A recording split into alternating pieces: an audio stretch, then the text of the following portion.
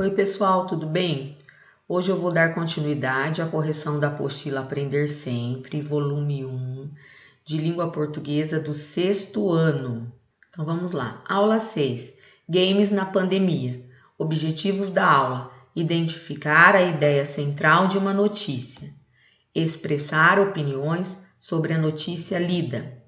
Atividade 1. Leia a notícia a seguir, retirada do jornal Joca, edição 150, de 25 de maio de 2020. Games têm ações contra a Covid-19.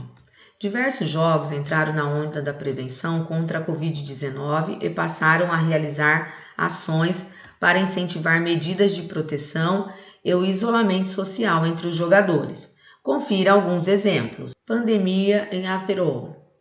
Em abril, um servidor do World of Warcraft realizou o evento Pandemia em Atheroe.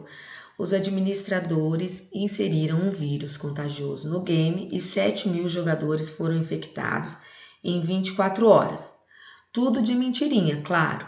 Só conseguia se proteger quem coletava sabão para lavar as mãos do seu personagem. Assim, os jogadores aprenderam como um vírus pode se espalhar rapidamente e como se proteger dele. Fortnite. Durante a quarentena, cantores e bandas precisaram parar de fazer shows. Por isso, o jogo online Fortnite teve a ideia de criar um sistema de apresentações digitais na arena do game. Dentro do horário marcado, a partida de todos que estão online é pausada e um cantor se apresenta. O artista pode soltar poderes e até voar enquanto canta. O primeiro show digital teve 12 milhões de pessoas assistindo ao mesmo tempo. PKXD, jogo para celular em que é possível criar um avatar, navegar por cidades virtuais e até criar bichinhos de estimação virtuais. Além das personalizações tradicionais, como troca de roupas e aparência dos personagens, agora os jogadores têm a opção de colocar máscaras ou lenços, iguais aos que estamos usando para nos proteger da Covid-19. Pergunta A. Qual é o tema da notícia que nós acabamos de ler acima? A notícia relata o caso de jogos que visam prevenir a Covid-19 para incentivar medidas de proteção e o isolamento social entre os jogadores. Letra B. Quem é o público-alvo da notícia? Que elementos do texto fizeram você perceber isso? Público-alvo é a quem se destina a notícia. A notícia é escrita para o público jovem.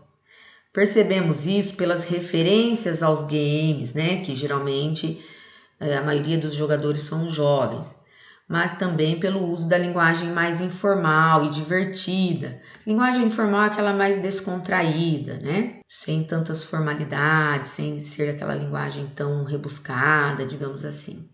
Letra C.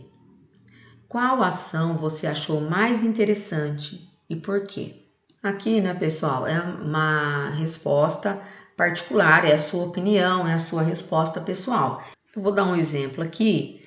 Eu achei bem interessante a ação do PKXD, porque ao trocar as roupas dos personagens e colocar as máscaras nos avatares, por exemplo, também era uma forma de exercitar algo muito necessário aí em tempos de pandemia, que é o cuidado com a higiene pessoal, apesar que o cuidado com a higiene pessoal é necessário sempre, mas no sentido aí da troca de máscaras, de trocar as máscaras a cada período, de usar as máscaras nos ambientes necessários. Então, esse cuidado de higiene com as máscaras é muito importante em tempos de pandemia.